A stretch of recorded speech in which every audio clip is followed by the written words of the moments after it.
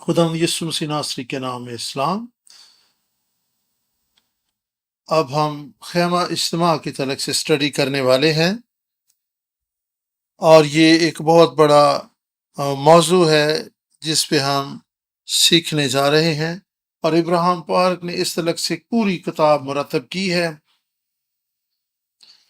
और इसमें तस्वीरें भी शामिल की गई हैं और तस्वीरों के ज़रिए बहुत सी चीज़ों को वाज़े किया गया है और इसमें आपको कई एक चीज़ों का सरसरी जायज़ा भी मिलेगा। और इस नक्शे पर आप देख सकते हैं खुदा का अहद, शरीयत और फिर 10 अहकाम और फिर खेमा इज्तिमा और खरूज 21 बाब में से हम देख सकते हैं। आए खरूज 21 बाब से हम इकट्ठे पढ़ें। और खुदा ने कहा कि तो मकदस मेरे लिए मकदस तैयार करना।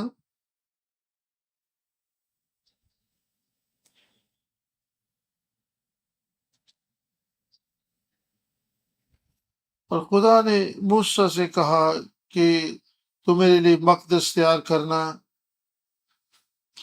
ताकि मैं अपने लोगों के दरमियान रहूं। और खुदा हमारे साथ रहना चाहता है, ये अहम नुक्ता है। जिस वक़्त से आदम ज़वाल का शिकार हुआ और बाग़ एदन से निकाल दिया गया और खुदा और इंसान के दरमियान में एक जुदाई रही, तभी से खुदा इंसान के साथ मिलाप का तालब रहा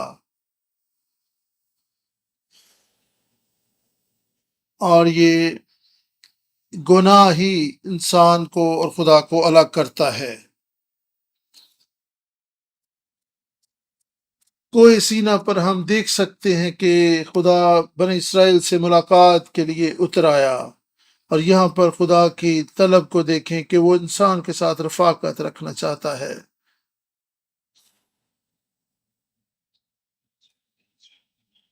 और खुदा इंसान के साथ रफाकत का ख़्वाह है। क्या आप इस बात पर ईमान रखते हैं? लेकिन इससे पहले कि खुदा आपके साथ रफाकत रखने के लिए लाजम है कि आप उसके लिए मकदस तैयार करें। और खुदा ने मूसा से कहा था कि जैसा मैं तुझे बताऊं वैसा ही नक्शा तैयार करना और वैसा ही खैमा इज्तिमा को खड़ा करना। और इस बात पर जोर दिया गया कि एन उसी नक्शे के मुताबिक जो मैं तुझे दिखाऊंगा हैकल या खैमा इज्तिमा तैयार करना। और किस कदर ज़रूरी है कि हम खुदा के रूह की रहनुमाई से खुदा के लिए कुछ करें। हमें पुराने अहदनामा में खैमा इज्तिमा और सुलेमान की हैकल और दीगर कई एक चीज़ें सब कुछ खुदा की रहनुमाई से तैयार की गई और ये सारी हैकलें हमें एक चीज़ सिखाती हैं, हैकलों की तामीर, खैमा इज्तिमा और सारी हैकल और खैमा इज्तिमा की तामीर में तफसीलात खुदावंद की तरफ से मिली थी। और आम नुकता ये कि हम ये सीखे कि हमने अपने मकदस को, अपनी ज़िंदगी को कैसे खुदा के लिए तैयार करना है, एन उसी नक्शे के मुताबिक जो कलाम में बताया गया है। अगर हम चाहते हैं कि खुदा हमारे दरमियान रहे, खुदा हमारे साथ रफाकत रखे, तो उसका मकदस जिसमें उसने सुकूनत करनी है उसके कलाम के मुताबिक ही तैयार होना चाहिए। और खुदा चाहता है कि उसके मुताबिक, ना कि हम अपनी सोचों ख्यालों के मुताबिक उसके लिए मकदस तैयार करें।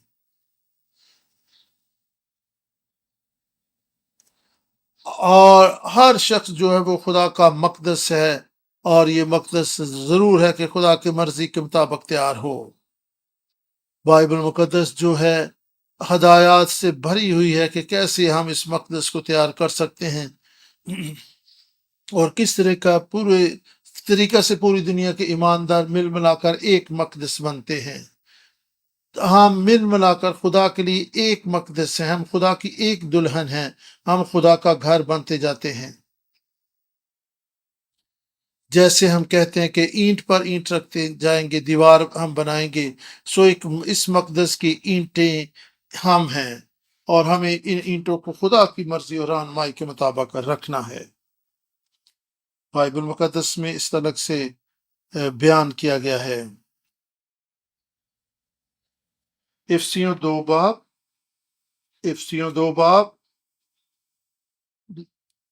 باب 19 سے 21 آیت تک، 20-22 آیت تک۔ اور رسولوں اور نبیوں کی نیو پر جس کے کونے کے سرے کا پتھر خود مسیح یسوع ہے تعمیر کیے گئے ہو، اسی میں ہر ایک عمارت مل ملا کر خدا میں ایک پاک مقدس بنتا جاتا ہے، اور تم بھی اس میں باہم تعمیر کیے جاتے ہو تاکہ روح میں خدا کا مسکن بنو۔ آمین۔ آپ میں سے ہر ایک ہم سب مل ملا کر خدا کے لیے ایک مقدس بنتے ہیں،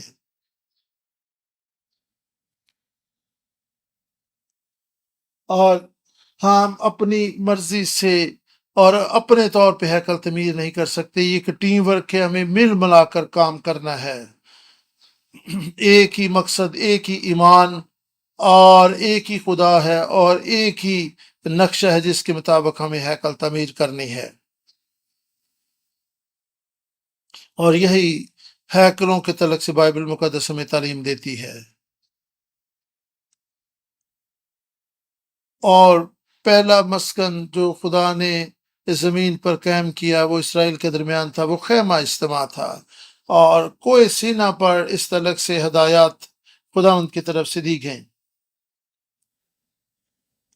اور یہ خدا کے مقدس، خدا کے رہنے کی جگہ تھی، یہ خدا کا مقدس تیار ہونے جا رہا تھا، اور خدا نے،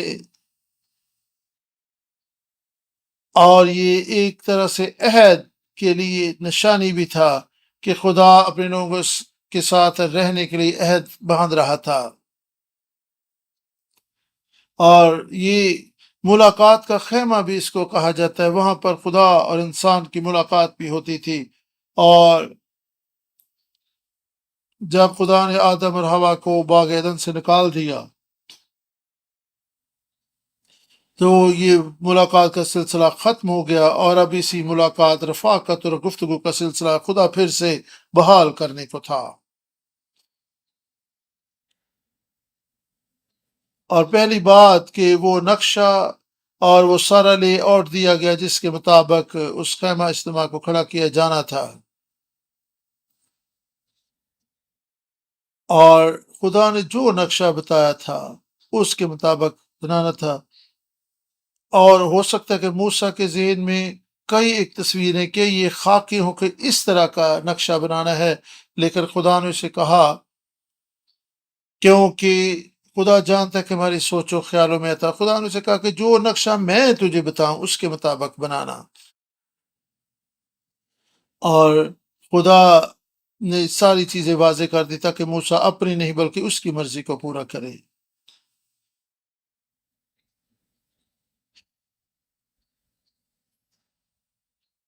آپ اس کتاب میں بھی دیکھ سکتے ہیں کہ یہ ایک پلاٹ نظر آ رہا ہے، اور اس میں خدا نے بتایا تھا، یہ لمبائی چوڑائی بھی خدا کی طرف سے ہی بتائی گئی تھی کہ کتنی لمبائی چوڑائی ہو اور کون سی چیز کتنے سائز کی بنائی جائے۔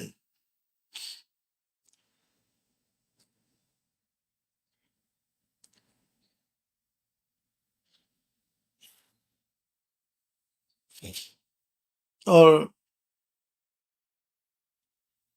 اور اس گھر خیمہ اجتماع کا نقشہ جو ہے وہ خدا نے اس کی تعلق سے ہدایات دی تھی، اور تھوڑا بہت بھی اس سے آگے پیچھے نہیں ہونا تھا، اس میں تھوڑی بہت بھی انسان کی مرضی شامل نہیں ہونی تھی، اور ساری تفصیلات خدا کی طرف سے مل گئیں تاکہ عین اس کے مطابق بنایا جائے، تاکہ اس میں انسانی سوچ شامل نہ ہو۔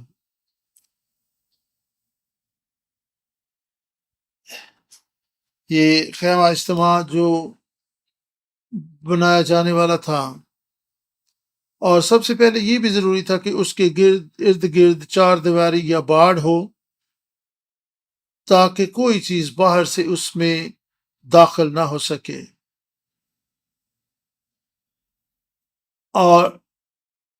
اور یہ جو چار دیواری کے اندر تھا وہ صحن تھا،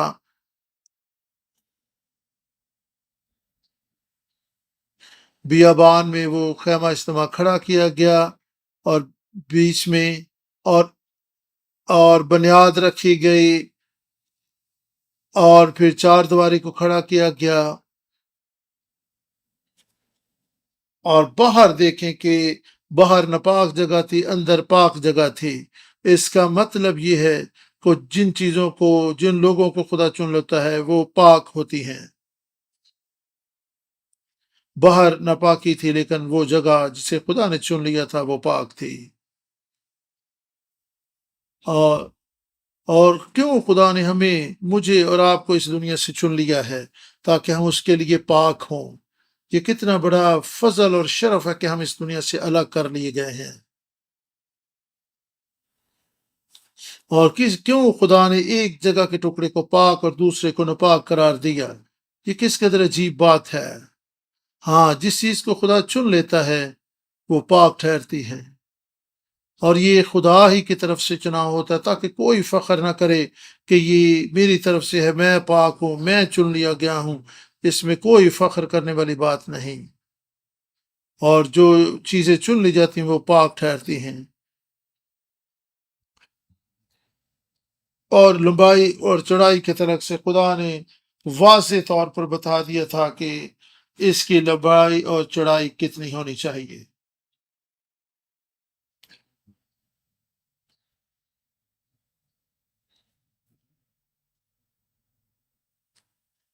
اور خدا نے خروش کی کتاب میں اس کی ساری تفصیلات بتائیں کہ اس کی لمبائی اور چڑھائی کتنی ہونی چاہیے،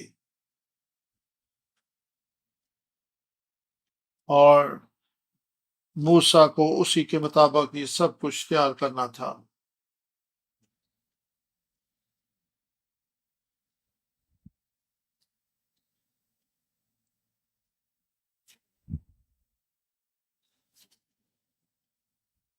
اور پھر اس میں کتنے ستون ہوں گے، یہ سارا کچھ جو ہے خدا نے بتایا تھا۔ اس کی اونچائی کتنی ہوگی، یہ بھی خدا کی طرف سے اس کی رہنمائی دی گئی تھی۔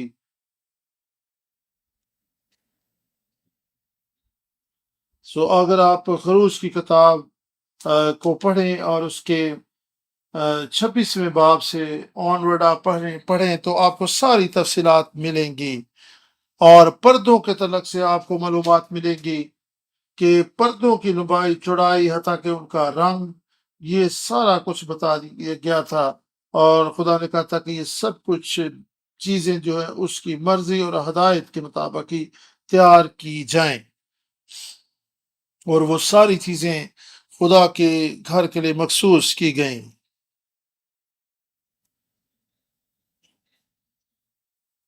اور جو اردو کی کتاب آپ تک پہنچے گی اس میں بھی ان چیزوں کو آپ تفصیل کے ساتھ دیکھ سکیں گے۔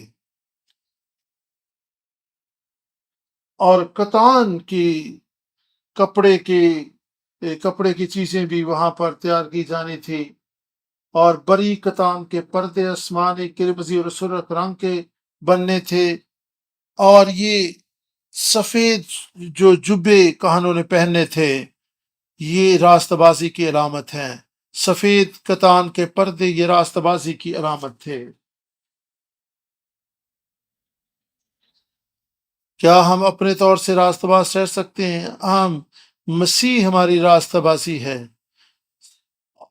اور سفید کتانی لباس ہماری راستہ بازی کا لباس ہے، اور یہ وہ راستہ بازی ہے جو ہمیں خدا کی طرف سے بخشش کے طور پر مسیح یسوع پر ایمان لانے سے ملتی ہے۔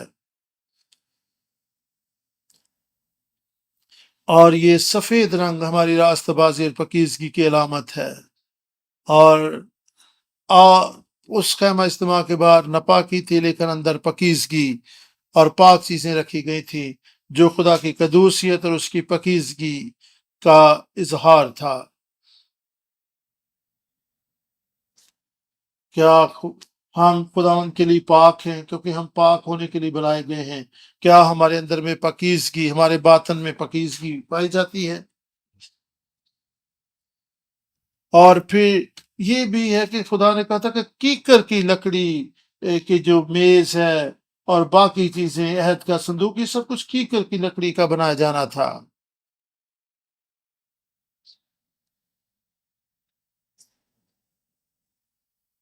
آپ بیابان میں کیکر کے درختوں کو دیکھ سکتے ہیں، یہ بہت قادور درخت ہوتے ہیں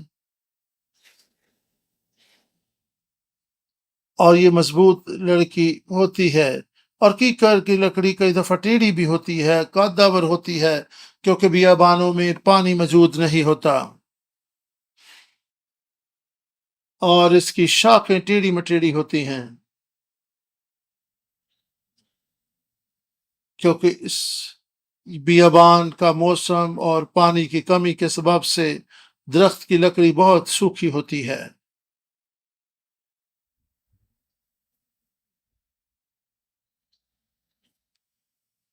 کیکر کی لکڑی خداوند یسوع مسیح کی بشریت کو بھی بیان کرتی ہے۔ یسایہ 53 آیت میں 53 باب کی دوسری آیت کو ہم پڑھیں گے۔ یسایہ 53 باب 2 آیت میں مسیح یسوع کے دکھوں کا ذکر ہے، اور یہاں پر لکھا ہے پر وہ اس کے آگے قوم پر کی طرح خشک زمین سے جڑ کی مانند پھوٹ نکلا ہے، نہ اس کی کوئی شکل و صورت ہے نہ خوبصورتی، اور جب ہم اس پر نگاہ کریں تو کچھ حسن و جمال نہیں کہ ہم اس کے مشتاق ہوں۔ خداوند یسوع مسیح بدصورت بن گیا۔ وہ بدصورت تھا نہیں، لیکن ہماری خاطر وہ بدصورت بن گیا۔ وہ تو جلال کا بادشاہ ہے، اور یہاں پر پیشن گوئی بتاتی کوئی اس میں کچھ حسن و جمال نہیں، اور یہ انسان کی بشریت کی تصویر ہے۔ کیکر کی لکڑی ہمیں بھی بیان کرتی ہے، خدا ہمیں لے کر اپنے مقصد کے لیے استعمال کر رہا ہے، اور کیکر کی لکڑی ہمیں اپنی شخصیت کے بارے میں بھی بتاتی ہے، اور ہمیں ہی ہماری خدا کانٹ چھانٹ کر رہا ہے، اور ہم جو ٹیڑھے ہیں، ہم جو خشک ہیں، ہم میں رویدگی اور شدابی لا رہا ہے، اور ہمیں کانٹ چھانٹ کے وہ خوبصورت چیز بنا رہا ہے۔ ہم اس کے مقدس میں استعمال ہونے والی چیز بن رہے ہیں۔ آپ کو پتہ ٹیڑھی لکڑی کو رندے کے ساتھ سیدھا کیا جاتا ہے، اور اس میں صفائی کا کام ہوتا ہے، اور تب وہ کہیں استعمال کے قابل ہوتی ہے۔ اور اس طرح خدا بھی ہماری کانٹ چھانٹ کرتا ہے، اور یہ کانٹ چھانٹ جو ہے یہ دکھوں، تکلیفوں اور آزمائشوں کی طرف اشارہ ہے۔ جب ہم آزمائشوں سے گزرتے ہیں، کیکر کی لکڑی کی طرح دکھ سے گزرتے ہیں، تو پھر ہی ہم خدا کے کام کے قابل ہوتے ہیں۔ جب ہم مشکلات سے گزرتے ہیں تو پھر ہی ہم خدا کے استعمال کے قابل بنتے ہیں۔ خدا نے ہمیں اس لیے چنا ہے تاکہ ہم اس کی مرضی کو پورا کریں۔ شکر گزار ہوں کہ خداوند ہمیں دکھوں سے گزار کر مضبوط کر رہا ہے، ہماری تربیت کر رہا ہے، تاکہ ہم اس کے کام کے لائق بن جائیں۔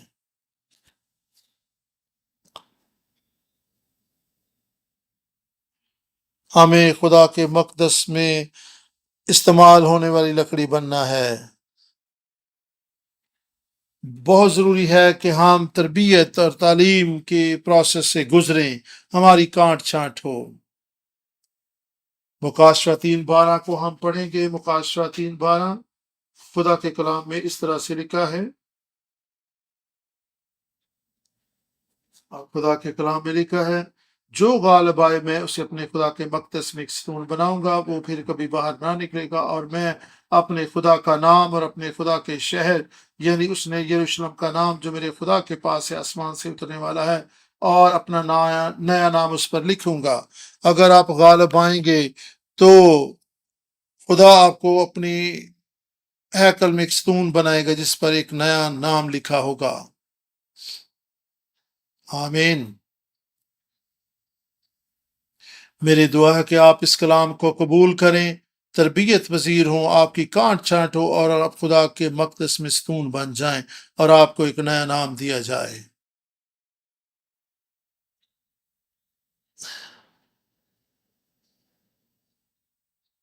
اور ستون جو ہوتے ہیں ان کا ایک مقصد ہوتا ہے، وہ ایک سہارا دینے کے لیے کھڑے کیے جاتے ہیں۔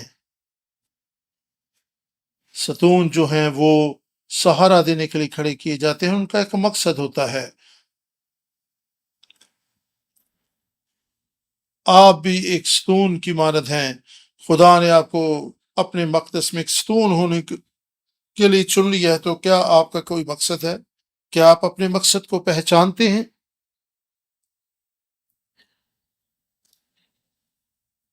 اور جب ہیکل میں یا مقدس میں ستون کھڑے کیے گئے تو وہاں پر ان کا مقصد تھا سہارا دینا، چھت کو سہارا دینا،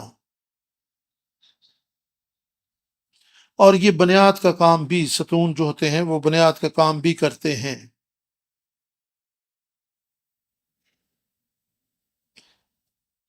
اور سلیمان کے ہیکل میں پیتل کے ستون بھی تھے، اور یہ بہت قیمتی دھات ہوتی ہے۔ اور پیتل جو ہیں یہ بھی مسیح یسوع کے آنے والے دکھوں اور مشکلات کا ذکر کرتا ہے۔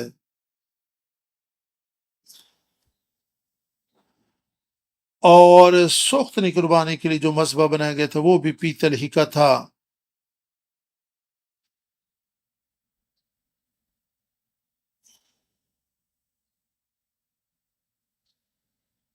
اور پیتل مسیح کے دکھوں کی تصویر کشی کرتا ہے،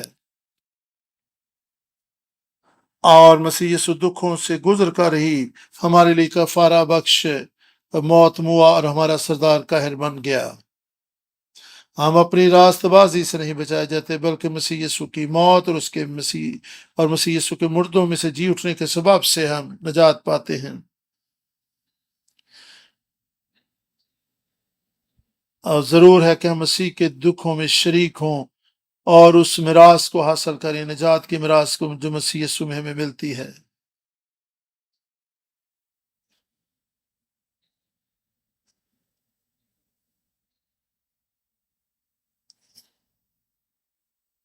اور ایک ترتیب میں ستونوں کو کھڑا کیا جاتا تھا، اور ایک ترتیب تھی جس کے مطابق یہ ستون کھڑے کیے جاتے تھے۔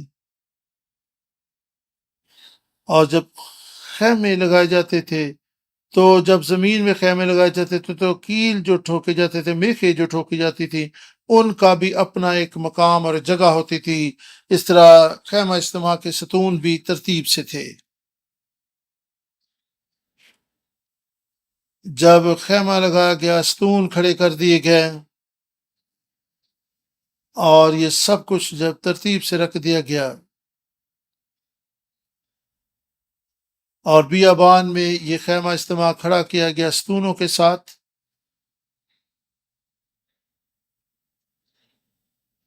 اور جب خیمہ لگایا گیا تو میخیں بھی ٹھوکی گئیں۔ اور یہ چھوٹی سی میخ جو ہے یہ کس قدر اہمیت کی حامل ہے، اس کے بغیر خیمہ کھڑا نہیں ہو سکتا۔ اور ارد گرد جو خیمہ کی دیوار تھی وہ ان میخوں کے سہارے کھڑی تھی۔ چھوٹی اور غیر اہم ایسی میخ جو زمین میں دھس جاتی اور نظر بھی نہیں آتی تھی، لیکن اس کی بڑی اہمیت ہے۔ بظاہر یہ غیر اہم نظر آتی ہے، لیکن یہ بڑی اہمیت کی حامل ہے۔ میخ ایک طرح کی طاقت کو بیان کرتی ہے۔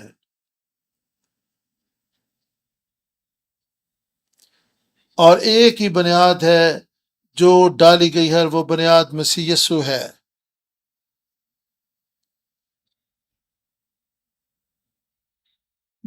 یسوع اس دنیا میں غیر اہم شخصیت کے طور پر رہا، لوگوں نے اس کو معمولی سمجھا، لیکن وہی دنیا کو نہ نظر آنے والی ہستی ہماری بنیاد ہے۔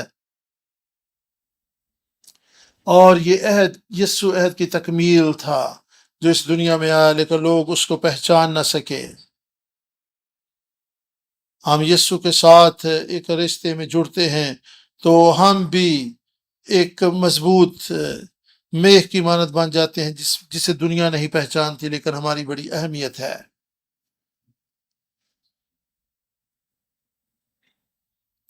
اور ایمان جو ہے جو مسیح یسوع کے ساتھ ہمیں جوڑتا ہے، یہی ایک اہم چیز ہے جو ہمیں عہد کے ساتھ منسلک کرتی ہے۔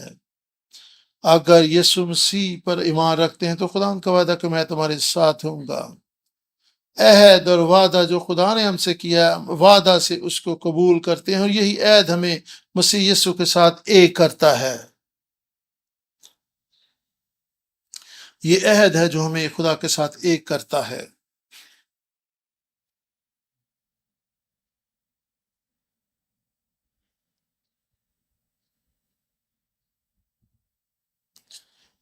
خدا کے ساتھ جڑنے کے لیے عہد ضروری ہے، اور خدا کو اس عہد کی نہیں لیکن ہمیں اس عہد کی ضرورت تھی۔ یہ ہماری خاطر ہی سب کچھ کیا گیا تھا۔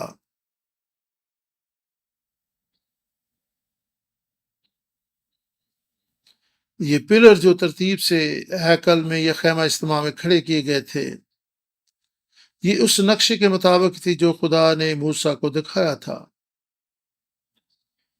اور یہ ستون طاقت اور مضبوطی کے لیے تھے۔ یہ جو میخیں تھی یہ کس لیے تھیں؟ کیونکہ جب پردے لٹکائے جاتے تھے تو پھر حکوں کی بھی ضرورت پڑتی تھی۔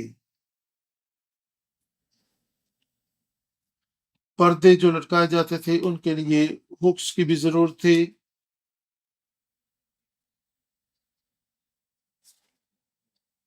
اور پردے جو لگائے گئے تھے ان کے بھی تعلق سے خدا نے بتا دیا تھا کہ کس طریقے سے ان پردوں کو لٹکانا ہے،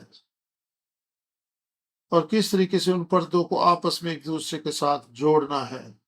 تکمے بنائے گئے تھے، گھنڈیاں بنائی گئی تھی تاکہ پردے لٹکائے جائیں اور ایک دوسرے کے ساتھ جوڑے جا سکیں۔ اس دور میں چاندی کی یہ چیزیں بنائی گئیں، اور یہ اس دور میں بڑی قیمتی دھات تھی، اور یہ کرنسی کے طور پر بھی استعمال ہوتی تھی۔ اور جب لوگ اپنا فدیہ دیتے تھے تو چاندی کی مشکال بھی پیش کیے جاتے تھے۔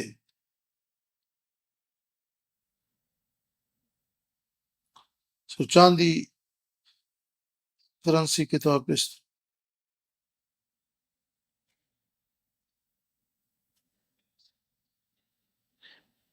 اور گنتی کی کتاب میں ہم دیکھ سکتے ہیں کہ خدا نے کہا تھا کہ چاندی کی مشکال جو ہیں وہ خدا کے حضور میں لائی جائیں۔ جب لوگ اپنا فدیہ یا ہدیہ جات خدا کے حضور میں لائیں تو خدا نے کہا تھا کہ وہ چاندی کی مشکال اپنے خدا کے حضور میں لے کر آئیں، اور کفارے کے لیے جو ہدیہ دیا جاتا تھا اس میں بھی چاندی کی مشکال پیش کیے جاتے تھے۔ گنتی کی کتاب میں آپ ان چیزوں کو دیکھ سکتے ہیں۔ اور پھر چاندی کے اندر سنگے بھی بنائے جاتے تھے۔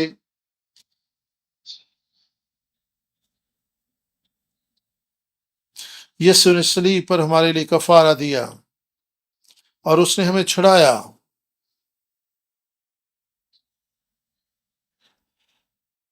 اور مسیح یسوع نے کفارہ بخش موت ہمارے لیے برداشت کی۔ اور 20 باب 28 میں لکھا ہے، متی 20 باب اور اس کی 28 میں خدا کا کلام اس طرح سے بیان کرتا ہے، اور یہاں پہ لکھا ہے ابن آدم اس لیے نہیں آ کے خدمت لے بلکہ اس لیے کہ خدمت کرے اور اپنی جان بتیروں کے بدلے فدیہ میں دے۔ اور یہ جو انسان خدا سے الگ ہو چکا تھا، اور خود یسوع مسیح نے انسان اور خدا کو ایک کر دیا، اور یہ فدیہ مسیح یسوع نے دیا، اور تاکہ انسان اور خدا ایک ہو سکے، اور یہ جو پاک جدائی تھی یہ ختم ہو سکے۔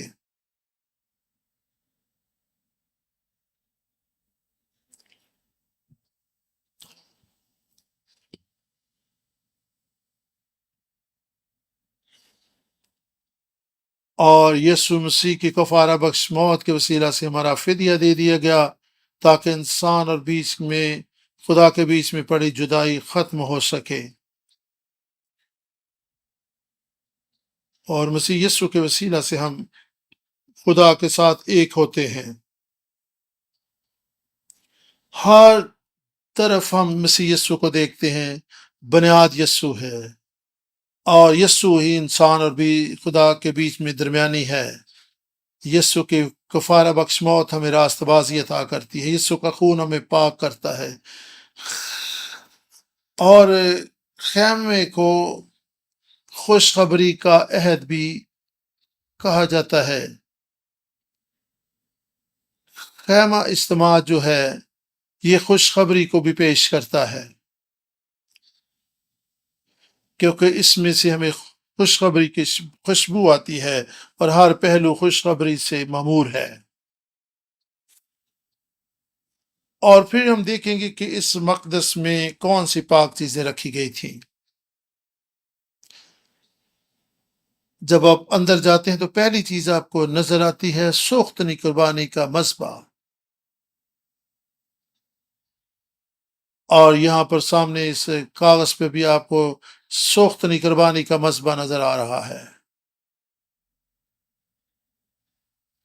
پھاٹک سے داخل ہوتے پہلی چیز سوختنی قربانی کا مذبح۔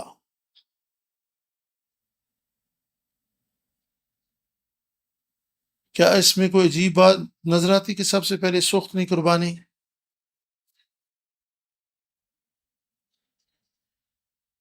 یہ زمین پر تھا،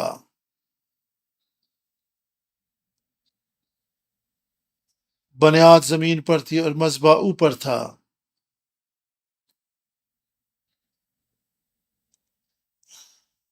اور پھر اوپر پیتل کا یہ مذبح تھا، بنیاد زمین پر تھی، اور کاہن آ کر وہاں پر قربانی گزران سکے اور وہ سوختنی قربانی کو مذبح پر رکھ سکے۔ آئیں سوختنی قربانی کے مذبح کو دیکھیں، اور اس کی لمبائی چڑھائی کا بائبل مقدس میں ذکر ہے، 5 ہاتھ اس کی چڑھائی تھی اور 5 ہاتھ اس کی چڑھائی تھی، اور تقریباً چڑھائی اور لمبائی اس کی بیان کی گئی ہے اور اس کی اونچائی تک بیان کی گئی ہے، اور اس میں بھی کیکڑ کی لکڑی کا استعمال کیا گیا تھا،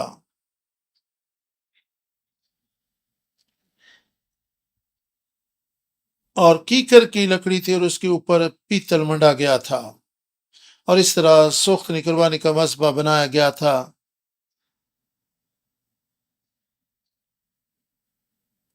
اور ایک ہی پیتل کے ٹکڑے کو اس پر منڈا گیا تھا،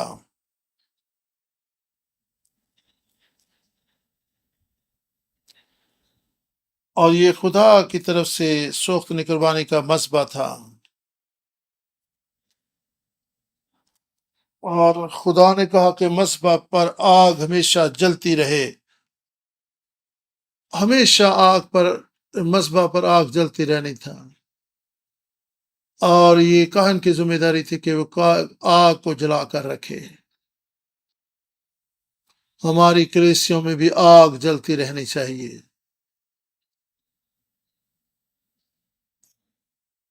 ایسی آگ جو ہماری صفوں میں آگ کو جلاتی رہے، گناہ کا خاتمہ کرتی رہے۔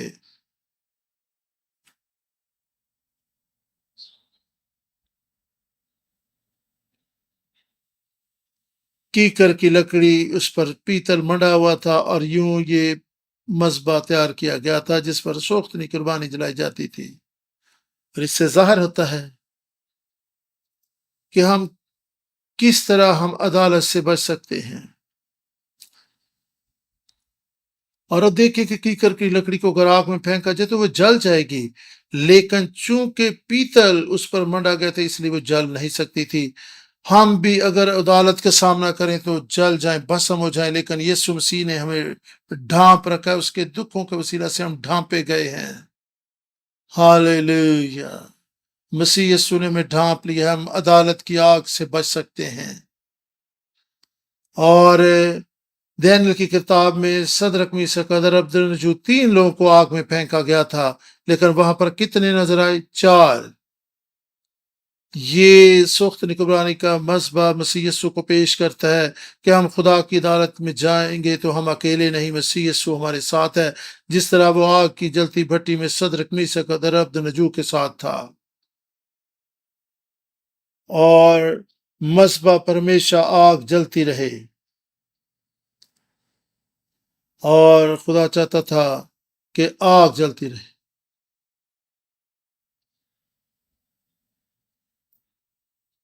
اور آگ کا ہمیشہ جلتے رہنا اس قربانی کی طرف بھی اشارہ ہے جو مسیح یسوع نے ہمارے لیے دی۔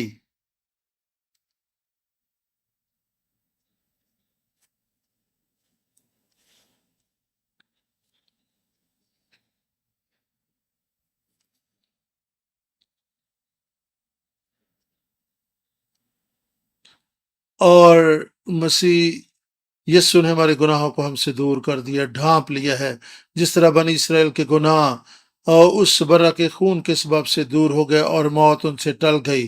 اس برے کا خون ان کے دروازوں کی دہلیزوں پر لگایا گیا تھا۔ اور قربان کا سخت قربانی کا مذبح مسیح یسوع کے صلیب پر کی گئے کام کو بیان کرتا ہے۔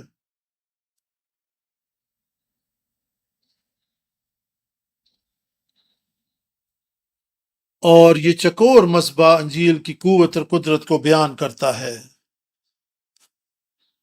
4 کا عدد، 4 کا ہنسا جو طاقت کو بیان کرتا ہے۔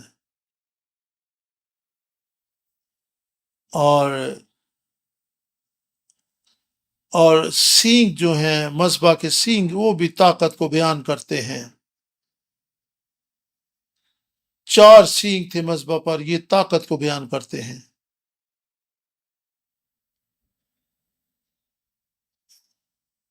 یسوع ہمارے گناہوں کے لیے مر گیا، اور اس کی موت نے پوری دنیا کو نجات کا پیغام دے دیا۔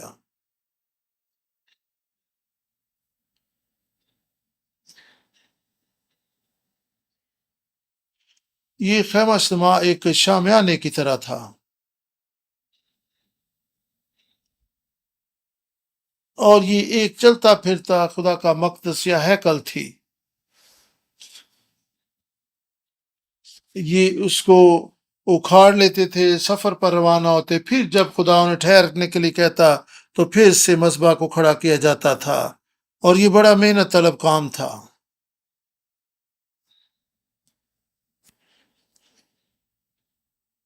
اور جب وہاں سے مذبح کو کھاڑا جاتا تو سوختنی قربانی کے مذبح پر اوپر پرپل کلر کا کپڑا ڈالا جاتا تھا،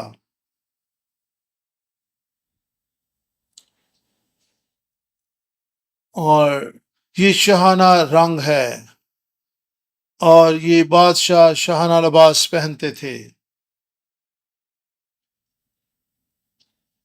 اور اس میں مسیح یسوع کی بادشاہت اور اس کا بادشاہ ہونا بھی اس کپڑے میں نظر آتا ہے جس سے مذبح کو لپیٹا جاتا تھا۔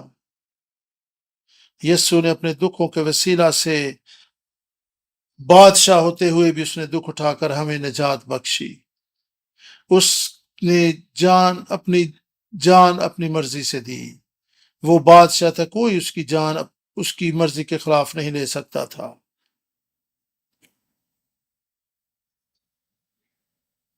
ہمیں اس مذبح کو اور اس کی ایک ایک چیز کو سمجھنا ضروری ہے۔ خداوند آپ کو برکت دے۔